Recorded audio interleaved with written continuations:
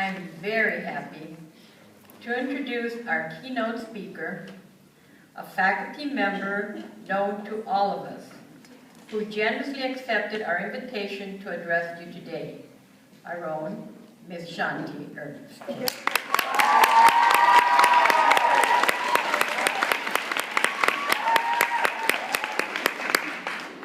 Good morning, Sister Francine, Mrs. Rano, faculty, staff, parents, guests, and my dear students. Thank you for this opportunity to address this assembly. The dictionary defines journey as going from one place to another, usually to a place of some distance. The place was Bangalore, India, and the distance was 10,000 miles. Very impressive for my first trip ever on an airplane. Who knew that what God had in mind for me, or that a generation of Connolly girls would cower at the click-clack of my heels. My mother was the last of her 9 siblings to migrate to the United States because my dad was reluctant to make the move. Finally, in 1982, he agreed to the filing of immigration papers, but due to the lengthy legal process, it took 14 years for us to get our visas. There were a number of reasons why we decided to come to the US. Most importantly, to be near family, but also for a better quality of life and more opportunity for educational and career advancement. I had spent most of my schooling in India, attending all-girl Catholic junior high, high school, and college. I also taught at an all-girl Christian high school for 10 years before we moved. So you see, God had been preparing me all along for the next stage of my life. In the Bible, in the book of Jeremiah, chapter 29, verse 11, it says, "For I know the plans I have for you, says the Lord, plans to prosper you, not to harm you, plans to give you hope and a future." This promise has been true for me throughout my journey. It has not always been smooth sailing, but I have always found help and support when I needed it most. When we arrived in the US, we lived with family in Corona before moving to Orange County. For a short time, my sister and I lived with my uncle and aunt here in Anaheim. We sometimes attended an Indian church over on Magnolia. One Sunday, as we drove there, we passed Connolly, and I noticed a sign that then read, "Cornelia Connolly School, grades 9 to 12 for girls." After services, I went home and pulled out the phone book. To those of you under 25, that was a great 3-inch volume of all the phone numbers, both homes and businesses in North Orange County. I found the number, called the next day, and was told to send a resume for sister to review. That is how I found out that it was a Catholic school. As luck, or as I prefer to say, Providence would have it, a math teacher was leaving to relocate with her husband in the military. I was invited to an interview and then asked to do a demonstration lesson.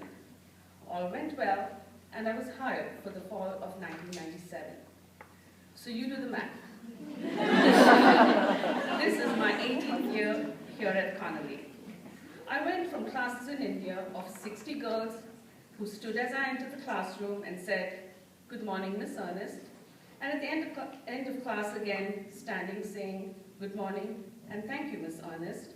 From that to our intentionally more home-like, comfortable, Holy Child School.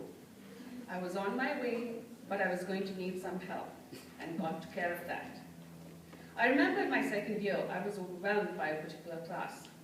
They were not easy to handle, they interrupted, talked incessantly, tried to get me off point.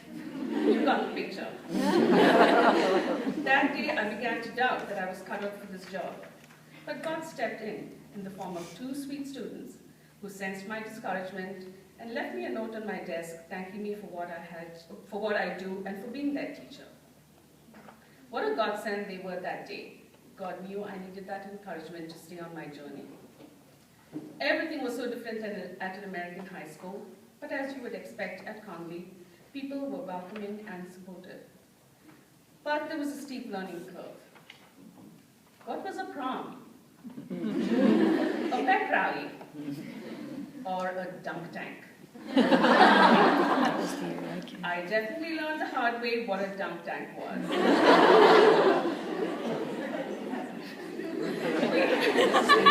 We had an event that the teachers were asked to participate in, and wanting to be a good sport, I volunteered. I got on the bench, someone threw a few balls, finally the ball hit the target, released my seat, and I plunged into the dunk tank. One small oversight, I can't swim. So I fell in, and when I didn't surface, someone saw my plight and pulled me out. To this day, you will not see a dunk tank at a Conley event. At the faculty award ceremony at the end of the school year, Sister Francine even presented me with floaties. But I digress. Even though I was new to the American high school experience, a mere 4 years later, I was the director of student life. That position entailed being the dean of students as well as the activities director, all while still teaching geometry classes. Those were busy and demanding times, but I learned so much and will always remember the help and support of Sister Francine and Mrs. Serrano, who mentored me every step of the way as I became an administrator. I had come a long way, but thank God for people along the journey who helped me. When I came to Conley, I was not a driver. Imagine that. A Southern Californian who couldn't drive. One of those placed on my path was a fellow math teacher who lived near me and drove me to school. Soon I got my permit, went to driving school, and took the behind-the-wheel test, and failed. I was so discouraged, but God puts the right person in your life, and this time that person was Coach Henry. She believed in me, encouraged me to retest before my permit expired, told me how to get some personal time to take the test, and this time I passed. My colleague and I continued to carpool, and we alternated driving, with him being my de facto driving instructor. He taught me to drive on the freeway. After I started driving and had to go home after a late night event, like the father-daughter dance, which used to be held at Connolly, I was afraid to drive home alone after 10 p.m. So when I had to stay late, Sister Francine let me spend the night at her house. So having a driver's license made me more of a Californian, but in truth, I wasn't yet an American. I began preparing for my citizenship test. I read and studied, and one day Sister Francine was quizzing me on American history. I'm ashamed to say, especially to Mr. Marshall and Dr. Rodriguez, that when asked if the Union or the Confederacy won the Civil War, I said the Confederacy. I definitely needed more study. In 2005, I became a full-fledged American citizen. When I proudly took that oath of citizenship, Sister Francine and Mrs. Serrano were there, along with my family, to cheer me on. Since I had all my education in India, I was eager to experience life in an American classroom as a student. Again, thanks to the people that got strategically placed in my life, both at home and here at Conley, to support and encourage me. In 2011, I completed my master's in education at Chapman University. It was a tremendously enriching experience and is one of the many opportunities I have had through Conley to grow professionally. Though he did not live to see it, my father had hoped his children had great educational opportunities here in the US. My family was so proud the day I received my master's. My latest challenge along my journey is this speech.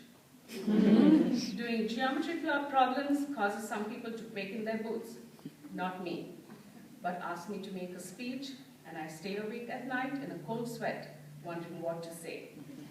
This time, Mrs. Cam was placed on my path, and I thank her for helping me and encouraging me to do this today.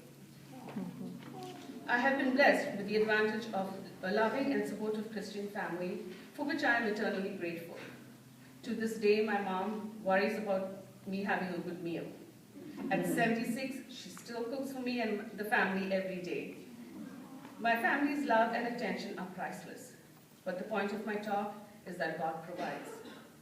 When my life seemed uncertain or difficult, God placed people, some would say angels, into my life.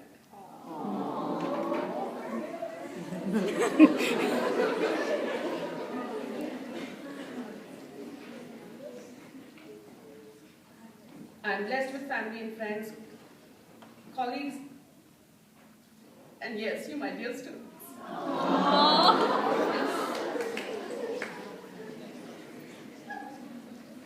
To help me on my way.